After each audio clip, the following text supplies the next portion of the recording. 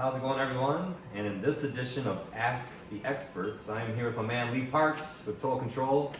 And for the very few people who may not be aware of who you are, can you tell us a little bit about your background and what all your 5 levels of your courses are about? Sure. So I was lucky enough to convince my parents to get me a dirt bike when I was 12. Oh. So that's when I started riding on the dirt, and I grew up in the Midwest in the Chicago area. So when I decided to get into racing, it turned out it was the winter time, so I actually started by ice racing first. That's Did you really? Yeah. So Ice racing. So you have they were basically either dirt track or motocross bikes, and they had knobby tires that you had sheet metal screws that were screwed into there with big liners, so you didn't pop the tubes. Oh my God. And believe it or not, you actually have better traction on ice than you do on dirt because of the sharp. Right, it's like cleats or something. Yeah, they're like very much like cleats. And so I went right from that into motocross. I'd already been riding on the dirt, but then I started actually racing motocross. And when I went to college, I ended up switching from motocross to road racing, and I discovered I was a much better road racer than I ever was a motocrosser. And the reason for that was, in motocross, you've ridden off-road with me, so at a certain point the jumps start getting bigger and bigger, and you're like, okay, Yeah. I'm out, right? Yeah. So, but in street riding or road racing, you can always just get a little bit better than you did the last time. Right. And you can just make a whole bunch of small incremental improvements until, in my case, I ended up winning a national road racing championship in 2001. But it was never that I made any huge improvements. I just kept making a whole bunch of little ones, and I found that my learning style kind of liked that better than the giant leaps of faith you had to take on the dirt bikes. I still like riding and even racing motocross. Now I'm in the 50-year-old plus vet class, so with a bunch of other guys who don't want to break their necks. So, but that was how I started riding and then racing. And in 1992 is when I got into the motorcycle industry, where I got my first job as an editor at Motorcyclist magazine. And from there I went to Motorcycle Product News, which is a trade magazine as opposed to a consumer magazine. After that, I became the editor for Motorcycle Consumer News, which is how most people know me even today, is from just years of test riding all the new bikes and reviewing stuff and so forth. So that was sort of where the journalism part started, which later turned into books, which I'll mention in a moment. But towards the end of my tenure at Motorcycle Consumer News, I started getting a lot of requests from our readers. This is before the internet was really a big thing. Right. Yeah. Saying, hey, I took a beginner course, maybe they took an experience course, maybe they even took that 3, 4, or 5 times. They said, I want to get better, but I don't want to go racing. What else is there? And at that time, nothing really existed.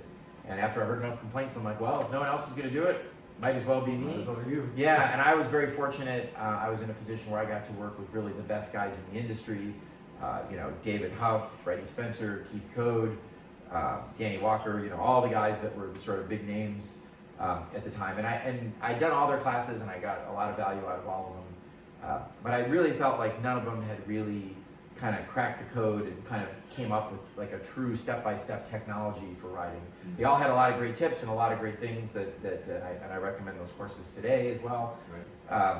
Right. So we started doing these classes, and I was a full-time magazine editor, so I didn't really have a lot of time to dedicate to it, but I got a call one day from Motor Books International.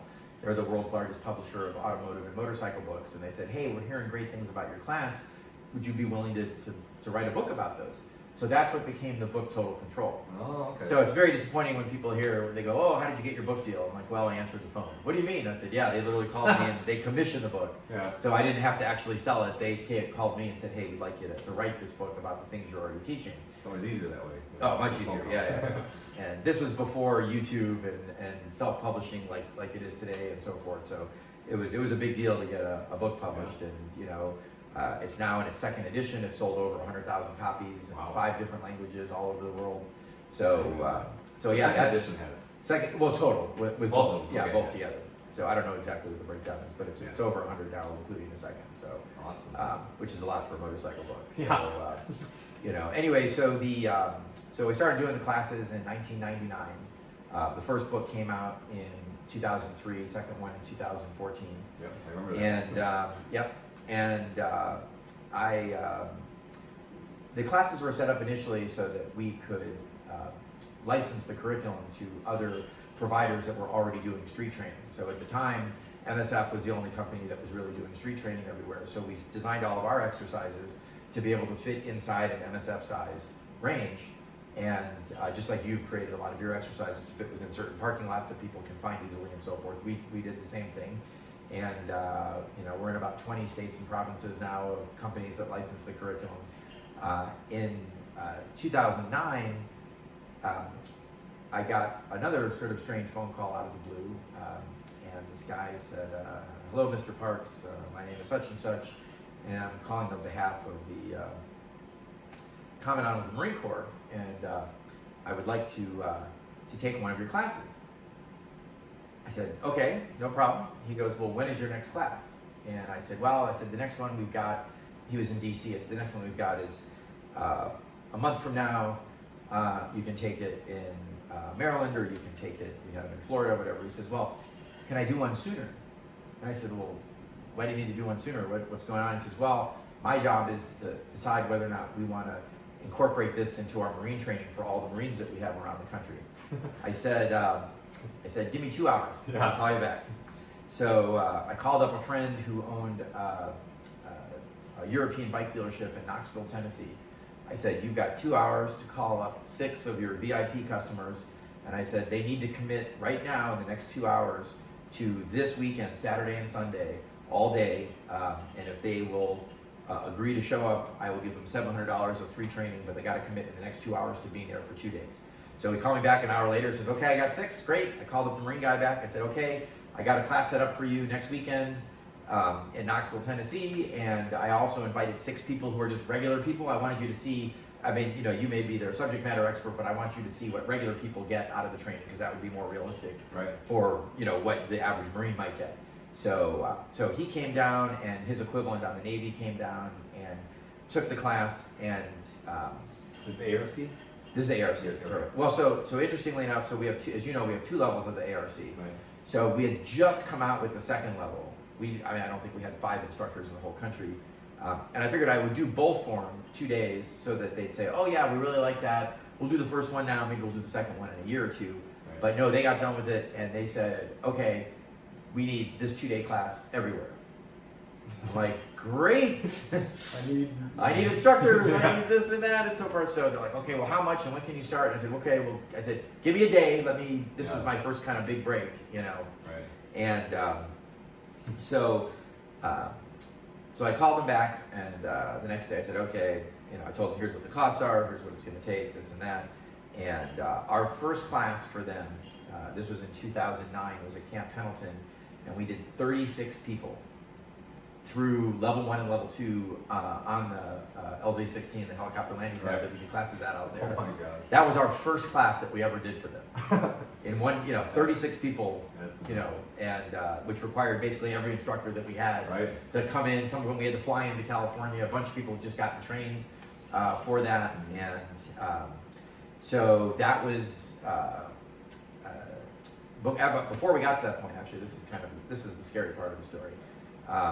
So after the demo class was over, it was like 10 o'clock at night, and the assistant commandant of the Marine Corps is texting him literally at 10 o'clock at night. I'm like, wow, he's pretty high up there, and he's talking about motorcycle training. And he said, "Well, yeah," he says, "we want to get started." He goes, "There's just one problem." I said, "Okay, what's that?" He said, "Well," he says, "you require that all the students, in addition to motorcycle boots and helmets and jackets and gloves, also wear motorcycle pants." I said, "Yes, that's correct." And they said, "Well, is that really a requirement? Is that a deal breaker for you?" And I said, "What do you mean?" They said, "Well, if we told you that we want the classes, and but we're not going to make the guys wear pants, would you literally walk away from this?" Yeah. And I took a deep breath, and I just thought, my answer to this may very well be the end of my career, or it may very well define my career. Right. And I just said, "You know what?" I said, "I really want this business." I mean, this was a 6-figure contract. I never had anything like that before. I said, "But I have to tell you, I value Marine skin every bit as much as I do civilian skin. So no, unfortunately, it is a deal breaker." I said, "They got to wear pants." And I said, if you're not willing to do that, then yeah, I am willing to walk away." And the answer was, "Fine." Woo! Oh my God, that was so close. Wow. Yeah, so it was like this close till just losing it all. But having standards and just maintaining those and saying, nope, everybody's got to do that. Especially in the Marines, just the integrity. Right.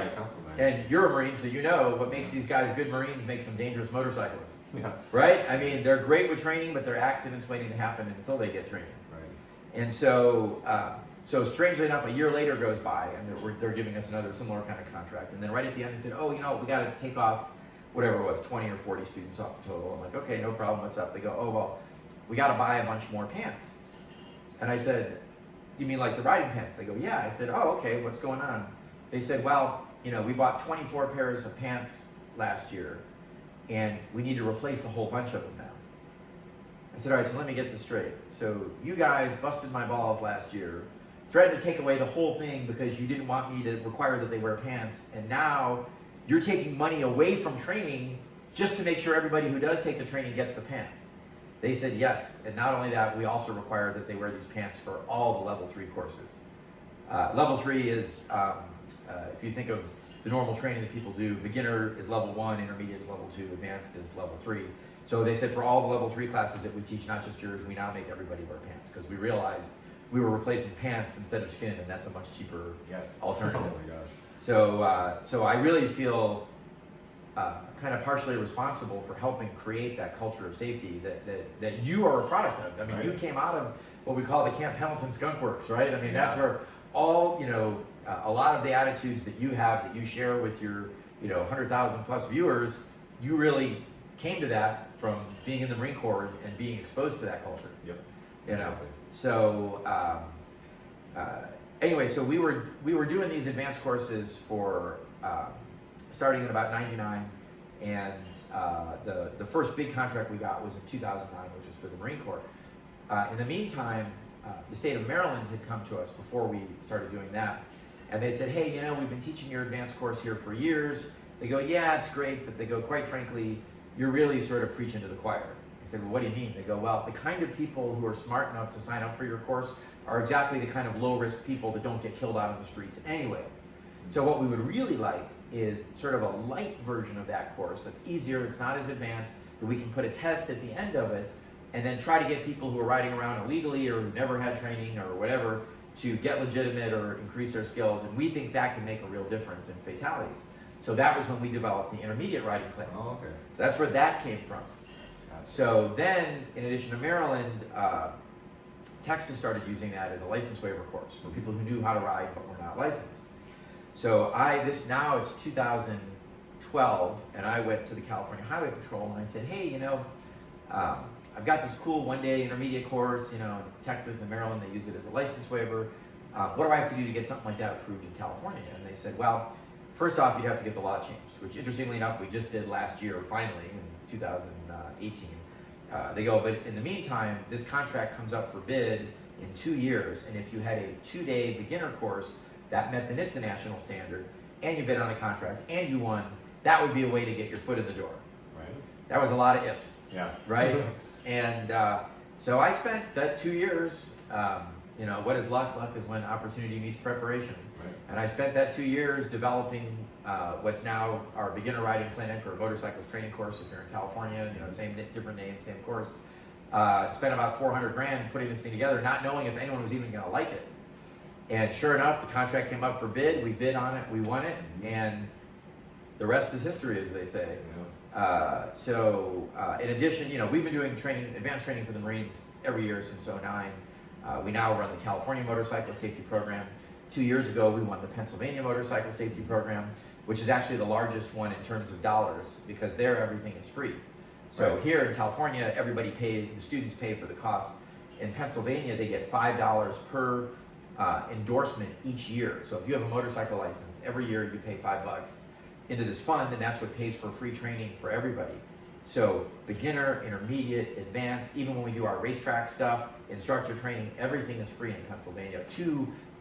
So Pennsylvania residents go to oh my gosh. PAMSP.com. I'll give you more info later, but yeah, and all training is free. Wow. Even the things that we do at the 2.8 mile pit race track, totally free to Pennsylvania residents. I'm moving. Yeah. That's awesome. So anyway, we continue to do military stuff as well and continue to license it out.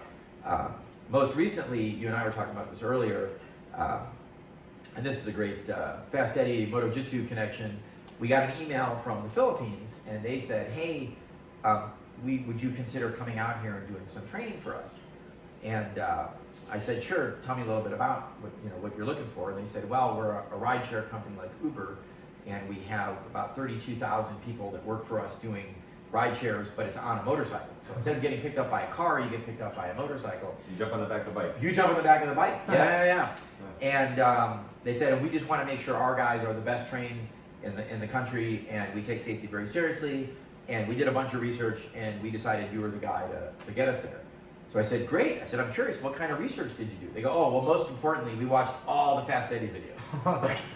How crazy. Right? So I know. So we ended up in the Philippines because of all the great work that you've done on your channel and all the outreach you've done. So thank you for that. And interestingly, they have 110 million people in the country, 18 million ride. Oh my God. And Manila, which is where we were doing the training, has the worst traffic in the world.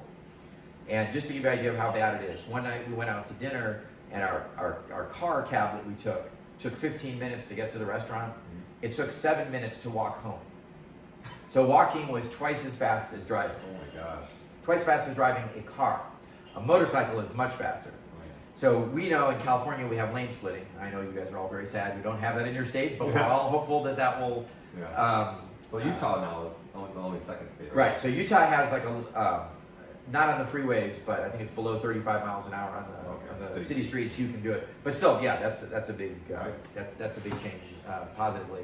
But anyway, so they don't just lane split; they play like Tetris as they go around all the cars, and that includes when you. So I did 3 times in addition to the training we did out there. I said, well, I better know what I'm dealing with. So I took 3 rides.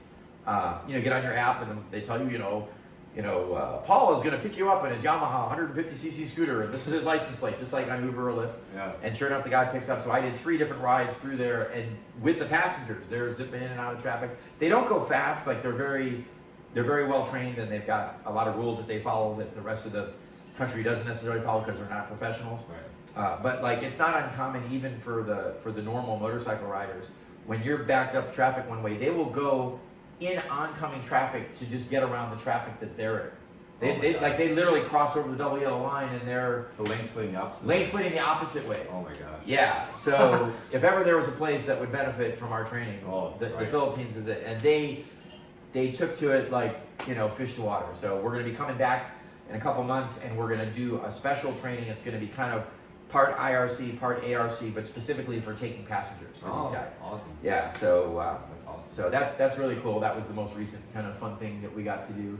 But we've been as far. We've done training in the Russian Federation, England, Okinawa, Hawaii, Alaska, all over the U.S. and Canada. So it's really turned into kind of a global phenomenon here.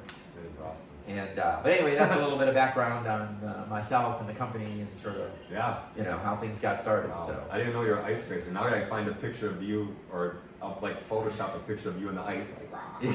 I'll show you some old ones I have. Oh, you have pictures? Yes, oh my gosh, I gotta see that. Yeah. Awesome. So everybody knows I just bought my 2019 ZRZ 400 Supermoto, and whenever I went to SoCal Supermoto or just rode a Supermoto bike, I always get questions, either myself or people watch Supermoto videos, and like, why do some riders go knee down on a Supermoto, or why do some riders go foot out?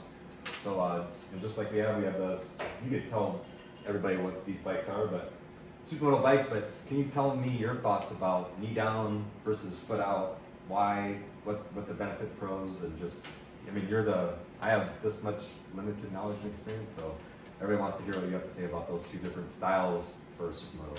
Okay, so let's start at the 30,000 foot view. Yes. Okay, so generally speaking, and we'll get into the minutia in a moment, but generally speaking, the bigger and faster the track, the more knee down is going to be faster.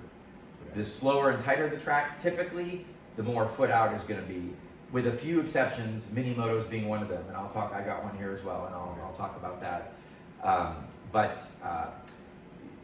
Really, if you're on a slow, tight track, which when you think of Supermoto, that's more what you're thinking. I guess we'll start by saying if you're on a high-speed, normal track, knee down every time.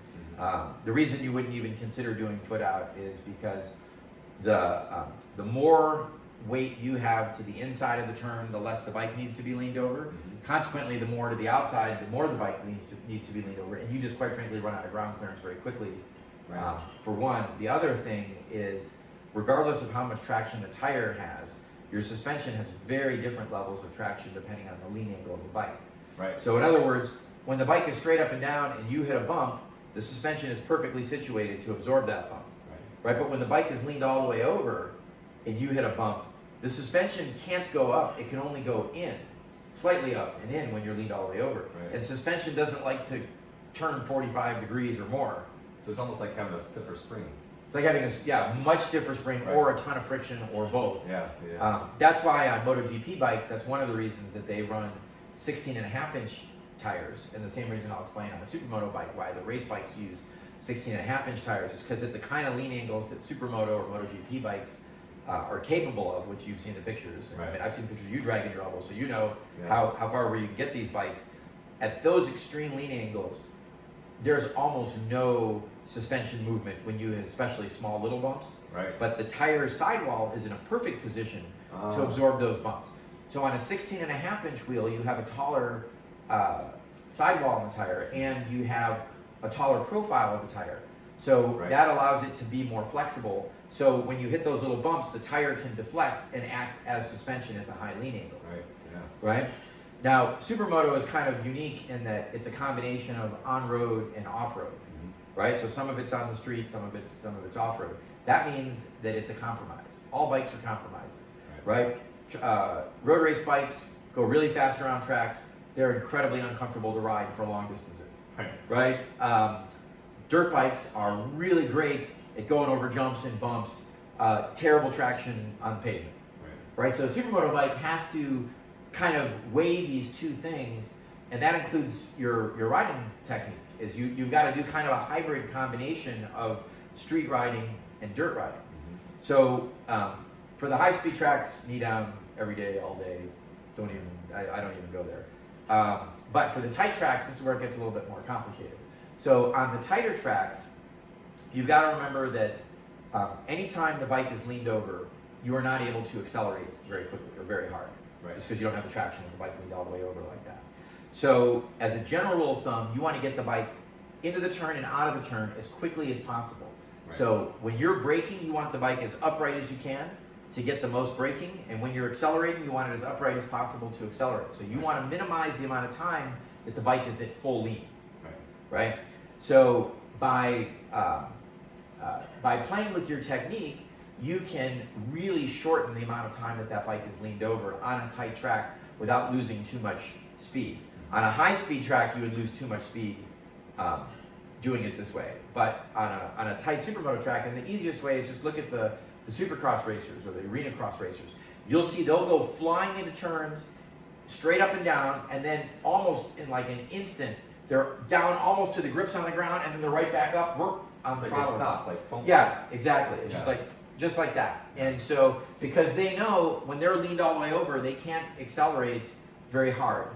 Unless there's a really big berm, if they're on flat especially, they're not going to be able to do that. So they want to come in hard on the brakes, get the bike turned, and then immediately get on the throttle, straighten the bike up, and accelerate down the next straightaway. So on a go-kart track, a Supermoto track, it's really the same thing. We want to take the amount of time that we're not braking hard or accelerating hard and make that as short as possible. So it's much easier to get a bike leaned over and back in an upright position. Right? So if you're inside the bike, like we do Rotary style, and the bike is following you in, and then you've got to follow the bike out, that can only happen so quickly. Right? And if you try to do it really quickly, you run the risk of upsetting the suspension and causing the bike to slide out. And when you're all the way to the inside, you're not in a good position to be able to, great for ground clearance and traction, but not very good for dealing with the suspension bouncing up and down. So, so by being able to come in, quickly get the bike leaned over and back up, and get on the throttle early, you can generally go faster. Good riders are going to generally go faster that way on a tight go-kart, Supermoto type track than they will with their knee up. So, but there's a lot more nuance than that as well. So for instance, even if you're pushing the bike underneath you, where you sit has really profound implications in terms of how the bike handles. So in street riding or road racing, in total control, we recommend that you get sort of the crack of your butt on the inside edge of the seat, Yes. right? And we go down and we come up. In Supermoto, we do just the opposite. We put our crack of the butt on the outside of the seat, and then the bike goes down, and the bike can move independently of us. Right. So in road racing, your weight's all kind of, both feet are on the pegs, but most of your weight when you're to the inside is on the inside peg, right? So, but this doesn't, when all your weight's on the inside peg, it doesn't give you good leverage to be able to quickly move the bike in different directions. In Supermoto, when you've got your butt crack on the outside of the seat, you can put most of the weight on the outside peg. In fact, if you're putting your leg out, it's all on the outside peg because there's nothing on the inside. And you can very quickly push the bike down and pivot on that outside foot. Right. So you can very quickly get the bike down, turned, and upright, back on the throttle again. Now there are some go-kart tracks that will have 1 or 2 higher speed turns, and yes, you can switch back to road race style for that. My experience in general is that it's very hard for your brain to switch styles of riding multiple times in a short lap. Right. Right? And so it's very easy to get confused. That's so much so that even some of the top Supermoto racers, they will just literally keep the crack of their butt right in the middle of the seat and not move it at all. They'll push the bike underneath them, but they will always be even in the seat. Personally, I find that I have a little more control when I move just to the outside edge of the seat, and I have a better sense of the traction involved. But I've seen top guys do it either way, and they both have good results. You and I were talking before about Motogymkhana, which in a lot of ways is sort of like Supermoto, sort of, right? It's the tight stuff on the pavement part. In that situation, you're literally like a one-man band. You're using all the controls at once. So you're using the steering, the clutch, the front brake, and the throttle, and possibly the rear brake, all to varying degrees at the same time. Right. There is no way, I don't think, to effectively move your body from one side of the bike to the other while you're controlling, because you're just, too many things are going on. So for Gymkhana, I absolutely always stay in the middle, and I just, Just go with the bike. Just go with the bike. Yeah. Supermoto, I find I go faster if I get my butt crack on the outside of the seat. But once it gets to a higher speed track, then I revert to road racing style, and that's going to be faster. Right. So, so that. Now, having said that, our local track over here, which used to be called Grande, now it's called Apple Valley Speedway, the lap record there, which will never be beat because the pavement has deteriorated over the years, is held by Nicky Hayden, and he did it knee down. Now, when he did that, he was the MotoGP world champion. So he was the best knee down rider, you could argue, in the world. Right. And even though he was also a dirt track, he was actually a very accomplished dirt track racer, but he was not a world champion like he was in road racing. He was so good in road racing that even on a tight Supermoto track, knee down, he beat the best Supermoto. I mean, he had the lap record at that place. So it's not that you can't go fast knee down. And if you're a road racer and that's all you've ever done, you are probably going to be a lot more comfortable doing it that way. So you will likely go faster that way until you learn this. I grew up ice racing, motocross racing, later turned into road racing. So I feel pretty comfortable doing it either way. Right. But on the tighter tracks, for sure, I go faster foot out than I do knee down. And on the big tracks, knee down is way faster. And you were telling me earlier before you came out here, at the track, you had your girlfriend record you knee down and foot out to see the lap time. So I did that not on my Supermoto bike, but on my mini moto your bike. mini, okay. Yeah, my little 150 with 12-inch wheels. Okay. Yeah. Okay, now this is a bike made for children with smaller wheels than even the children use, but with road racing slicks on them. Yeah. So this is like a totally different kind of bike than even a Supermoto bike is. It's really its own world. So I went out there and had my girlfriend record me both knee down, foot out, and the best lap of each style was within 1/10 of a second. So they were actually equal. Yeah. But on that day, I was more consistent foot out than I was knee down. And so it's not just what can you turn the fastest lap, but to finish first, you first must finish. Yeah. And so consistency is just as important as any super fast lap that you can do. Right. And on that day, I was way more consistent. I was within 1/2 a second on about 8 different laps with foot out, and I would vary as much as 2 seconds knee down. Oh, wow. And that's because these bikes are so squirrely with these tiny little tires, Yeah. you know, and if you nail it just right, you probably can go just as fast, maybe even faster knee down. But it's so hard to be consistent on that, at least for an adult on a kid's bike with tiny wheels. Yeah. So the last mini moto race that I raced this in, I actually finished second in the race to a, I think he was a 12-year-old kid on a 50cc two-stroke. His name is Rocco Landers. He's a top mini racer. Great rider, and I outweighed him by 100 pounds. Right. So I weighed 180, he weighed 80, and on the straightaways we were dead even. Right, because we were dead. So him on a 52 stroke, me on a 154 stroke, we were dead even, which meant I had to understand that means he was just outriding me in the turns. Right. Exactly. I am not too proud to admit that he, you know, and he pulled me by about a third to a half a second a lap. So like he just kept inching away, and I was not able to catch him without taking serious risks that I was not, you know, sort of willing to do. Right. Now he was on a little mini GP bike, not a converted motocross bike, but an actual, you know, like a Moto3 bike, but with a 50 motor instead of like full fairing. 250. Yeah, full fairing, little tiny, you know, 17-inch wheels. And that kid just rode the wheels off of that thing. So on those kind of bikes, knee down is always faster. Right. On the motocross converted bikes, it could go either way, just depending on how it's set up, you know, how you're comfortable doing it. But in that race that I finished second, Rocco, who won the race, and whatever, the 8 or 9 people behind me, everybody was knee down. I was the only guy foot out, and I finished second. So that just shows you that even when I had other people on the same basic bike, similar size and stuff, and you know, I was able to beat them foot out, even though all of them were knee down. But the guy who won it was knee down. So, you know, so there isn't absolutely this is always the fastest, except on high speed tracks. Knee down is always the fastest.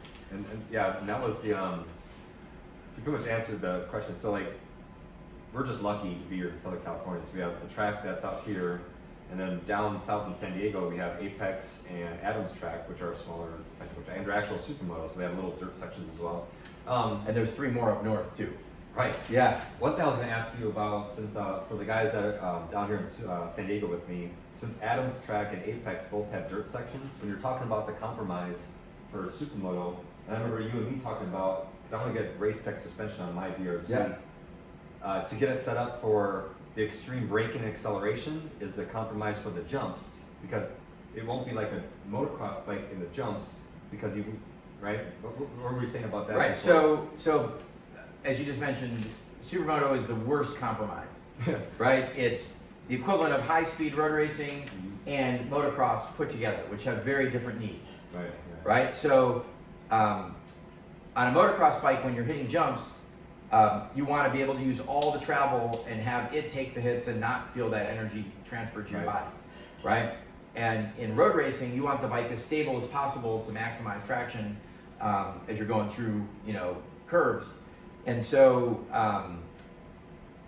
neither of those is the way that supermoto bikes need to be set up. Right. Because supermoto bikes, you have extreme braking like on road racing, but you have huge travel like in motocross.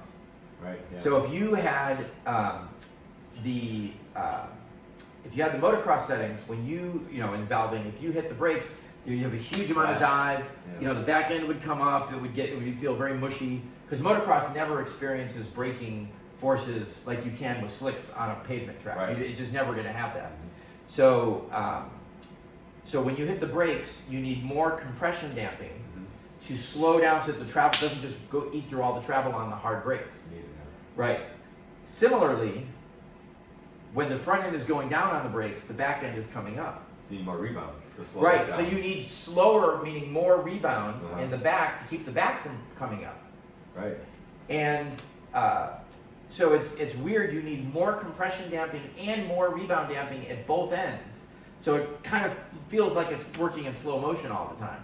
And that's just because of the compromise of having long travel suspension on a road course, but still being long enough to deal with the jumps in supermoto. So it'll just be harsher on the jumps on a supermoto Correct. setup versus the dirt. Yeah. The motocross bike. Correct. Similarly, if you had motocross suspension, as soon as you got on the throttle, the front end would just start to wheelie. Because Right. it would rebound too quickly. Right. Now, when you have multiple bumps in a row, it needs to rebound quickly so you can absorb the next bump. But when you're just accelerating out of a turn, you don't want the thing wheeling. So you got to have more rebound damping on the front to deal with the acceleration. How crazy. So it's almost like supermoto bikes, the suspension setup is totally different than you would like during the ARC level 1 we do suspension.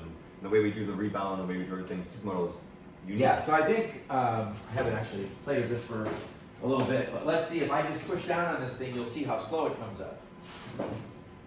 Oh my gosh. Right. So if that was a total control advanced riding clinic, we'd be I'd like, say you have way too much rebound and Right. you need to come that up. But because of the compromises of Supermoto, yeah. it needs to be like that. Oh, interesting. Yeah, and now a road race bike you would never want set up like that, nor would you want a motocross bike set up like that. Right. But because this is trying to do both jobs, it requires One a bike, suspension setup that wouldn't work good for either of the other two Right, by itself. by itself. But since it's But it's the best combination- compromise. You know, it's sort of like in Supercross, there's two ways to go through the whoops. One is to jump them 2 or 3 at a time. Mhm. The other is what they call to blitz the whoops, where you're just popping off the tops of them. Right. So on those bikes, they have more rebound damping in the rear too, on the Supercross bikes where they blitz the whoops, because they don't want the rear end dropping down and hitting that next bump. They want it to skip off the top like you would skip a rock on water. So Supercross has different setup for suspension than even motocross does on the natural terrain. So Supercross is what's done indoors in the stadiums. Motocross is what's done over natural terrain. Right. So their suspension settings are different even in Supercross versus motocross, which are somewhat similar. They look the same to the casual observer, Right. but when you understand the differences, you see why you need to have different setups for each of those. So I just thought of one thing, and I didn't tell you I was going to ask you this, so I apologize. But I've asked Jake Gagne at American Supercamp, Cameron Peterson, even Danny Walker, what do you think if I wish you get all of these bikes identical, and you get all of the Moto America guys and MotoGP guys and put them all on the same bike, identical bike, and you cannot change the bike, you cannot change the suspension just to your weight and comfort or whatever, but same tires, same bike, identical 20 bikes, and put all MotoGP guys on the 20 identical bikes, and now go ride. Like, look, I would love to see everybody on an identical bike to see what they could do on the same bike that I could personally buy. You see what I'm saying? Like, I can't go buy a MotoGP bike or no matter what bike. Put them on R1. So what you just described was the birth of Supermoto. Really? Yes. So in the late 1970s, ABC's Wide World of Sports, I remember that. Yeah. right? Remember, they came up with something called the Super Bikers. Bikers. Super Bikers. Okay. The Super Bikers was 50% dirt, approximately 50% pavement, and they got road racers, dirt trackers, motocrossers, trials. They got all the different types of racers, and they all competed in this mix of street and dirt. That is where Supermoto came from. Yeah. But it was a made-for-TV show called the Super Bikers. Oh my gosh, I gotta find this. Yes, so if you YouTube it, you'll find a bunch of these things. Awesome. And they ran the gamut. So you had like Jay Springsteen as an example. He was on a Harley XR 750 dirt tracker, set up as best as he could to do motocross and road racing. Yeah.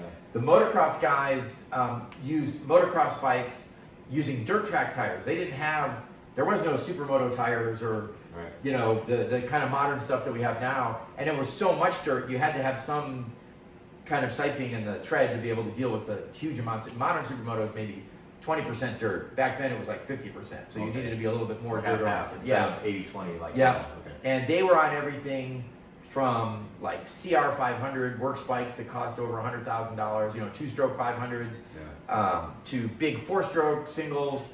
I mean, they ran the gamut, all kinds, and that was the birth of Supermoto. Strangely enough, it picked up mostly in France, and that's why it was called Supermotard for a while. Some of you may have heard Supermotard, Right. you know, and then it came back to the U.S. after it had some popularity in Europe as Supermoto, and that's what we now know as Supermoto today. But that's what it started as, was to say who are the best overall motorcycle racers? Are they the dirt trackers, the road racers, the motocrossers, etc.? And they built that Super Bikers made-for-TV thing to kind of do exactly what you were saying. So, what do you personally think about the exact scenario of 20 of those bikes and MotoGP guys all go at, you know, Apple Valley Speedway? Like, what would you think, or And literally, that bike, MotoGP guys at the track right here. How would you think that would look in MotoGP? I mean, I would pay so much money to watch that on a bike I could buy, and I've watched the MotoGP. Right, you're guys. asking me That specific scenario, what do you think about how that? If I would love to see Valentino Rossi, Marc Marquez, Bilby, Right. Crutchlow, all on bikes I could actually purchase. They're all identical bikes. Oh, gotcha. They're just all extremely different riders with different styles. But I want to see what they would do on a bike that. Well, challenges I the bike. think for the people who have done Supermoto, and quite a few of those guys have done Supermoto. Right. In fact, Max Biaggi, I mean, he's retired now, but he'd been out there to Apple Valley Speedway back when it was called Grande, just like when Nicky Hayden was there. Yeah. I was there one day with Travis Pastrana was riding. So, I mean, you get cool. all these kind of superstars had gone through there at one time or another. But what you'd find are the people that have actually spent time in Supermoto specifically would walk away from the other guys. Yeah. So, as an example, you know Quinn Rediker. Yeah. So he's in my book, you know, arguably the best motocop competitor of all time, Yeah. right? And this is a guy who was a road racer, motocross, still is, you know, motocrosser, motocop, trials competitor, bicycle trials competitor, practices on slackline, you know, balance and unicycles, and he would win, you know, probably 90 out of 100 competitions that he would enter because he had so many tools in his toolbox. Right. So I had him here last year, and I took him out to Apple Valley Speedway on these two bikes, my 450 and my 150. Awesome. And now when it comes to, he's probably even a better motocrosser than me, I'll admit that. Yeah. He's far better at the Gymkhana and motocop stuff. I mean, he's the master of that. So I said, okay, Quinn, I'm going to start you on the 150. And I showed him the technique. And I said, this is how you do it, and so on and so forth. And we spent a little time. And I followed him for a while, and then I went off. And then we stopped after a while. So he said, okay, Lee, enough with me on a little bike. He's like, yeah, I know you're lapping me on the big bike, but what about when I go on the big bike? I said, you're welcome to ride the big bike now. I said, but you got to understand, you're in my world now. Right. You're on my bike, on my local track. And I said, don't have unrealistic expectations that you're going to, like, even though I'll be on the 150 and you're going to be on the 450, that you're going to just wipe the track with me because this is your first day. Right. Yeah. Right? If you practice this every day like you do your other stuff, you'd probably be better than me. Right. But I don't think you're even close right now. And sure enough, so we go out there, and of course he was way faster on the 450 than on the 150. But about every 4 or 5 turns, I would pass him on the 150. And then he would pass me on the straightaway. Yeah. 4 or 5 more turns, I'd pass, and I just passed him over and over and over. And he came in with this dejected look. He's like, did you have to just keep passing like that? I'm like, of course I did, Quinn. You would have done the same thing. Yeah. And I said, but don't feel bad. I go, for your first day, you were rocking out there. Yeah. You know, I said, but again, it would be like me showing up to one of your motor competitions. I would never be able to compete with you. Right. No matter how many championships, I'm like, that's just not my world. Right. I would look okay, like you look good, but I wouldn't be in that. Right. If I practiced every day for years, then maybe I could compete with you. Exactly. Yeah. But so no matter how good you are, so even if you're a MotoGP guy, if you haven't practiced Supermoto, a good Supermoto guy is going to beat you. Right. Yeah. You know, I know you've also been into martial arts and all the training you've had in the Marine Corps. So there's a great Bruce Lee quote where he says, "Never box a boxer." Right. In other words, if he's a professional boxer, you do not want to play to his strengths. Right. You grapple a boxer, you wrestle a boxer, you kick a boxer. You don't box a boxer. A boxer will beat you, Right. as we saw in the McGregor fight. Yeah. Right? I'm amazed that he even lasted the whole time Yeah. against a guy like Mayweather, who's a true master. Now, if it had been an MMA fight, in the first round, Mayweather would have been probably unconscious or certainly tapped out. Yeah. But again, you're not going to beat a boxer Right. at boxing. They're too good. Yeah. You know, a top supermoto guy, you're not going to beat him at supermoto. A top motocross guy, you're not going to beat him in motocross. It's just not going to happen. Yeah. And that's why I think I gravitate so much. And I love the whole mentality, like behind the scenes of Total Control. It's like be eclectic. Right. Don't be limited to one thing. Like just look at the 3 different bikes right here. Be good at everything. And these are 3 vastly different style bikes. So. Yeah, these aren't even any of the street bikes. These are just the off-road Exactly. and race bikes. Exactly. And I learned from every one of those, and the lessons I learned. The techniques are not the same, but the balance is the same, and throttle control is the same, and understanding how you're trying to maximize speed is the same. So whatever you learn in one benefits the other. I've also got really recently into downhill mountain biking. We've talked about that before. Yeah. And it's made me a better motocrosser. I'm jumping farther and better on my motocross bike than I ever have in my entire life at the age of 50. And I've done almost no motocross in the last couple of years. I've been doing downhill mountain biking constantly. Yeah. And those bikes are so light that even slight little changes in body position or whatever can cause you to crash or change. And now you get on a motocross bike that's so forgiving, and I feel like, wow, this thing is a piece of cake to ride. Yeah, that's awesome.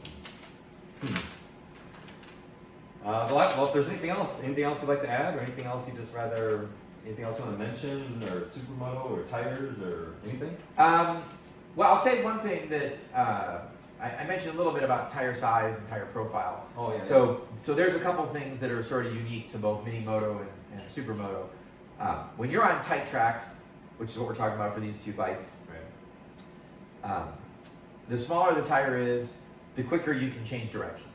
Right. That's why the fast mini moto guys are all on these 12-inch tires, because you can just change direction so quickly. And these actually have better traction than Moto 3 tires, the actual guys that do Moto 3 racing and the GPs. Really? Because these tires basically are not designed to go over 85 miles an hour. Right. A Moto 3 bike can go 150.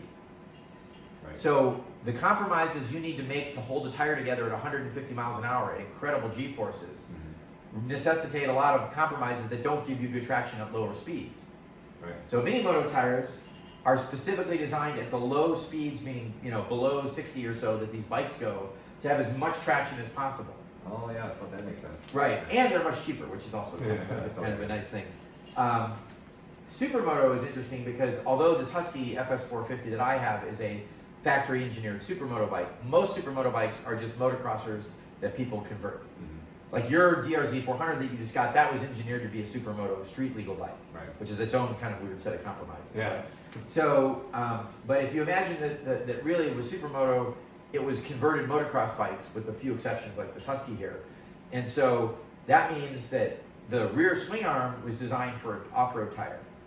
Right. So they're much narrower than sport bike swing arms, which are designed for big sport bike tires. So here's a riddle for you. How do you get a really wide tire with a lot of rubber on it and a narrow swing arm?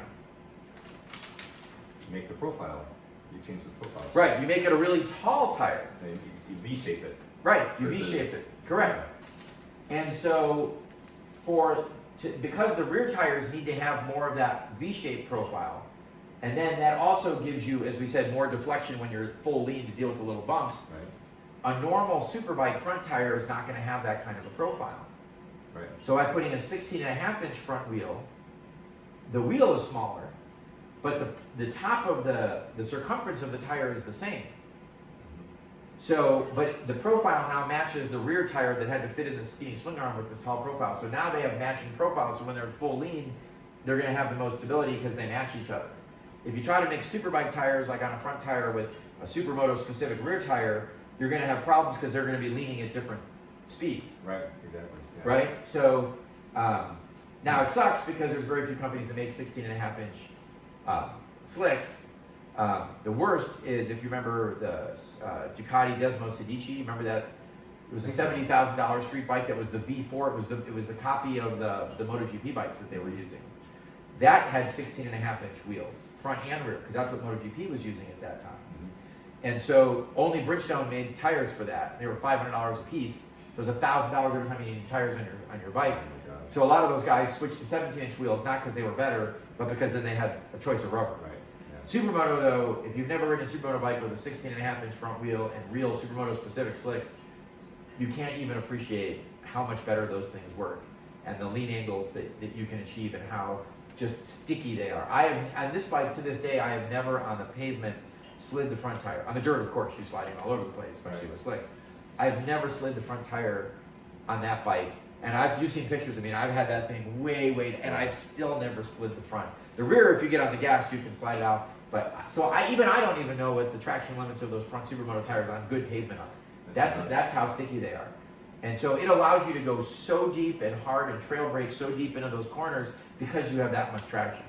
And 17-inch street tires will never give you that kind of traction. And those slicks that provide all that grip, they were stock on that bike. Yeah, they came stock. So these bikes come with 16.5-inch wheel, 330 millimeter rotor, 4-piston double action, Brembo caliper, slipper clutch, slicks, all that stuff. Launch control, right? Yeah, launch control and specific triple clamps designed to give you more trail so that the bikes are stable.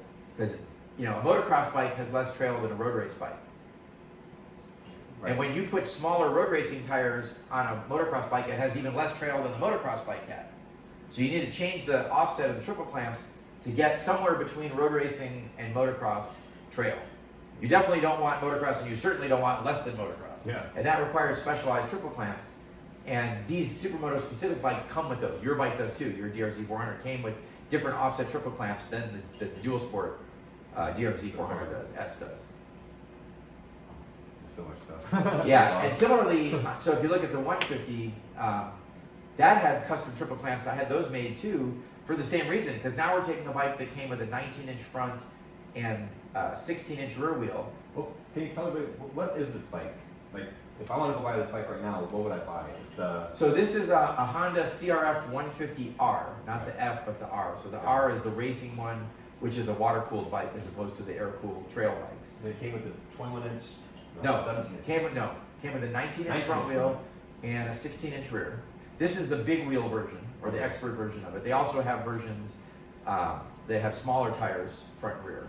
Okay. This is the bigger one, so it's the 19 and the 16. And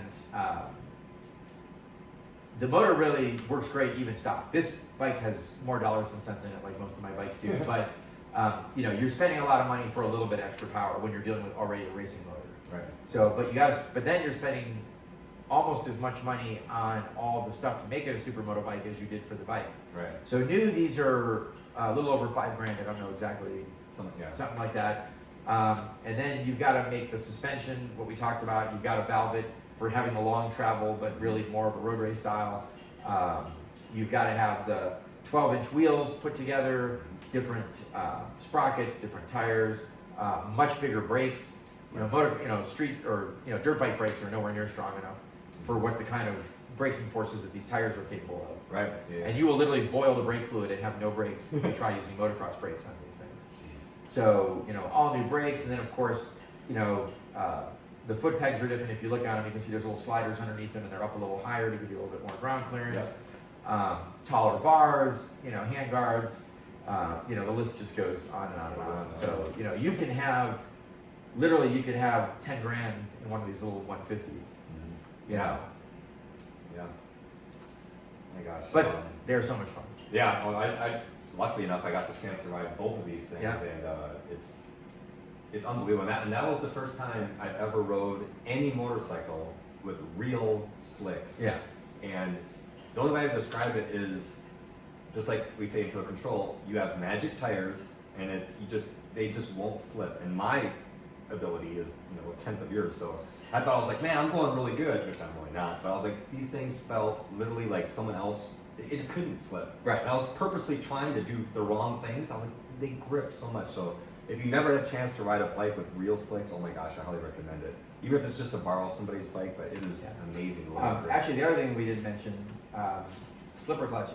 Right. So slipper clutches are, they use them in road race bikes, and they use them very much in supermoto bikes. So normally, if you go to downshift the bike, if you just pull the clutch and downshift and let go of the clutch, that rear tire is going to start sliding. Yep. Right? So what slipper clutches do is, when they feel that resistance, they loosen the clutch to allow the tire to start spinning instead of just skipping across the pavement.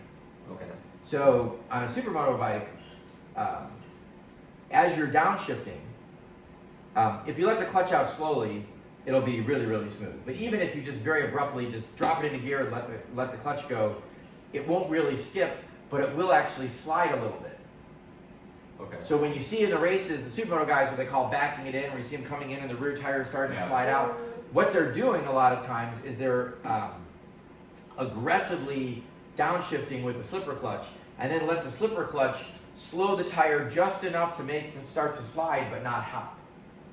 You can also do that manually with the clutch if you're really good, or you can do it with a little bit of rear brake, but it's very easy to screw both of those things up. Yes. So on the 150, I don't back it in at all. On the 150, it's just like, even though I'm foot out on the tight tracks, I'm just like road racing line, or not line, but I downshift like I do on a road race bike, and I don't slide the rear tire at all. With these tiny little tires, you don't need help making a tight turn. It will do that automatically. Are you rev matching with the? Yeah, so but on these little bikes, you don't even need to do much rev matching because it's a little 150 piston. It doesn't have enough resistance like a 450 does. You do rev match a little, but you don't need to do very much. Right.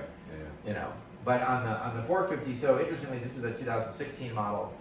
The next generation, the 17, 18 models, had an even better slipper clutch, you know. And after riding them, it was so much better, I didn't actually like it as much, meaning it was so efficient that you really couldn't get it very easily to slide. Oh, okay. Whereas on mine, it gives me a little bit more, it's, you know, I like it to just start to slide just a little bit to help get that turn a little bit. You know, I don't want to be coming in totally sideways. You're going to lose too much time that way. It's just like if you watch go-kart races, the fast go-kart racers do not slide into the turns. Right. You'll watch them, and they're always on the edge of sliding, but they're not like power sliding through the turns like dirt trackers. Right. You always lose time when you do that. And Supermoto, to some degree, road racing also, is that if you do too much sliding, you're not going as fast as you possibly can. Because if you're really just sliding, you could have gone in a little deeper and harder on the brakes, or you could have gotten upright and on the throttle a little bit earlier versus just sitting there sliding. Yeah. So unless you're really, really talented at that, typically backing it in is not a good strategy. And unless your bike has a really good slipper clutch, 9 times out of 10, it's going to be slower trying to back it in than just doing it, keeping traction in the rear. But if you're at the track by yourself and you're just playing around having fun, get that thing sideways. Yeah, well, anytime you can practice, it's always fun. I mean, that's how you get good. Right, you know, my rule of thumb is when you get a technique good enough to where 80% of the time you turn a faster corner or straightaway or whatever with it, then it's worth doing. But until you can get to that 80% threshold, right. You can practice it on the practice days, but I wouldn't use it when you need it. Right. Yeah, that makes sense. Certainly not in racing because it's going to make you go slower. Definitely. Yeah. Well, man, that was awesome. So, of course, as always, Lee, I always appreciate taking the time of doing this with me and everything. And we were talking about this before I just started recording, so I want to do another video of right now I'm at Lee's house, and this is his garage. And I want to do a tour of the Lee Park's garage tour later on. I'll explain, the bare necessities if you're a motorcycle guy, what to have in the garage and all the stuff that he has and everything. So we'll do that another time. But if you'd like to tell everyone where they can find more information about all the courses, if you're in Pennsylvania, your books, all the gloves I have, my knee pucks I have, the cones, all that stuff. Tell everybody where you can find all that information. Sure, all the products that we offer, the gloves, the cones, knee pucks, etc. All that stuff is on leeparksdesign.com. That website, that's our product website. All of our courses, including in other countries and other states, you can get at totalcontroltraining.net. So totalcontroltraining.net, and depending on where you are, it may say for Pennsylvania courses, click here. For California courses, click here, etc. And as you had mentioned earlier, we've got introductory courses, beginner courses to get your license, intermediate courses, which are also good refresher courses, advanced courses, racetrack courses, and we're also going to be releasing our dirt bike course this year. Oh, so awesome. Yeah, so we had done some sort of limited ones before, but now we're getting more demand, especially on the military side for that. So that's awesome.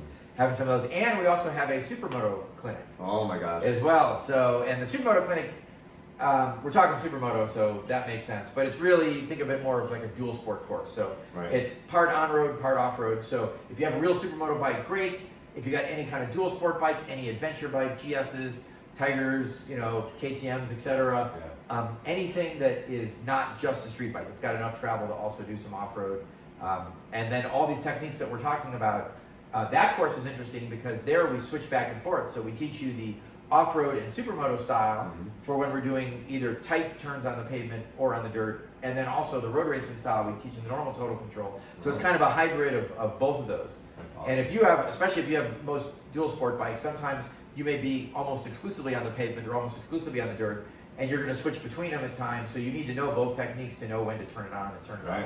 It's like my bike, I'm riding around like, ooh, a trail, and just Right. go right into it. But when that happens in your mind, you got to say, okay, I'm switching to supermoto style or dirt bike style. Right. And then when you get back to the pavement, you got to go back to rotary style. Yeah, so like I've said, I don't know if you heard in my videos, like we all say tools for your toolbox, and I started saying recently, I don't know who came up with this, or I'm sure it wasn't me, don't be limited to the tools around your belt, have Home Depot at your disposal. So learn everything. It doesn't mean you'll need everything for every corner, obviously, but at least you have access to it. You at least learned everything.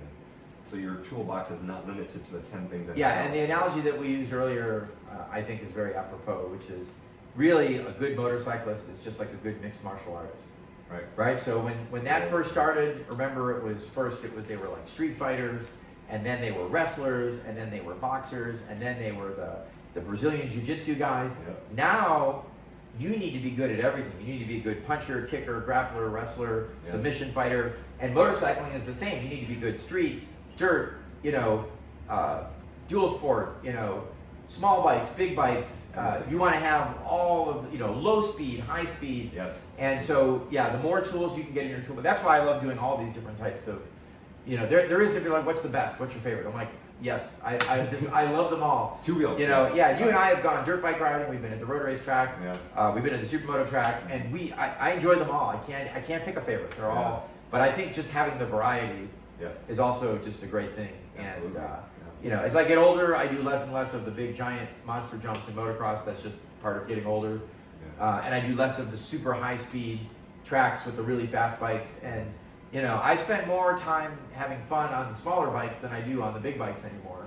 That's what I'm learning with my Yeah, you my too. DRZ. You got rid Oh of my your gosh. S1000R and you got a DRZ 400 of all things, Yeah. which is what you had earlier before. Yeah, that was my old track. You've bike. kind of come So, full circle. Full circle. So- And this is the funnest bike I've ever had. Yeah. Ever. It's absolutely love it. So awesome, man. So again, Great. Appreciate Yep. it. It was Thank you. awesome. So I'll put the links to everything in the description. You guys can check that out, and then stay tuned for Lee Park's garage tour, and you get to check out what all this cool stuff is. All right. Thanks, everyone.